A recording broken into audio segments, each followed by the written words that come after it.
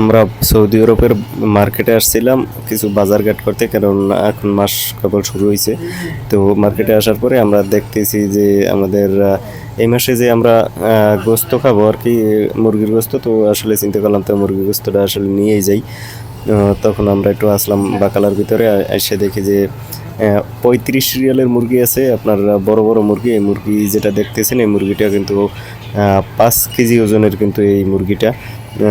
তাই আমরা চিন্তা করলাম যে আমরা আসলে এক পাকে 3 জন খাই, তো এই জন্য আমরা একটু বড় মুরগি নিছি, এই 5 কেজির মুরগিটা। তো মুরগিটা কিন্তু দেখতেছেন বাকালার যে লোকজন রয়েছে, আসলে এই বাকালা যে মালিক, এই মালিকেরা কিন্তু 2 ভাই, তারা কিন্তু 2 ভাই মিলেই কিন্তু এই দোকানটা পরিচালনা করে। এই যে মুরগিটা যে কাটতে দিতে আছে, আসলে ইনি কিন্তু মালিকের ছোট ভাই, অর্থাৎ তারা 2 ভাই কিন্তু এই দোকানটা পরিচালনা করে।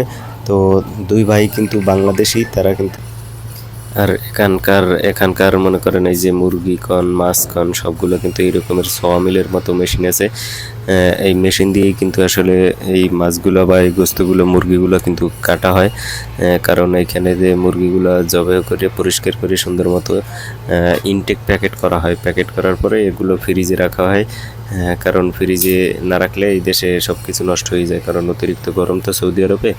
তো এই বাংলাদেশে তো আসলে এরকমের ফ্রিজিং করা হয় খুব কম, যার জন্য এরকমের এই মেশিন দিয়ে কাটা হয় না। এখানে তো সব কিছু ফ্রিজিং করা হয়, মাছ কন গোস্ত কন সব কিছুই ফ্রিজিং করা হয়, যার জন্য এই সমিলের মতো যে এই মেশিনটি দেখতে পাচ্ছেন, এই মেশিনটি দিয়েই কিন্তু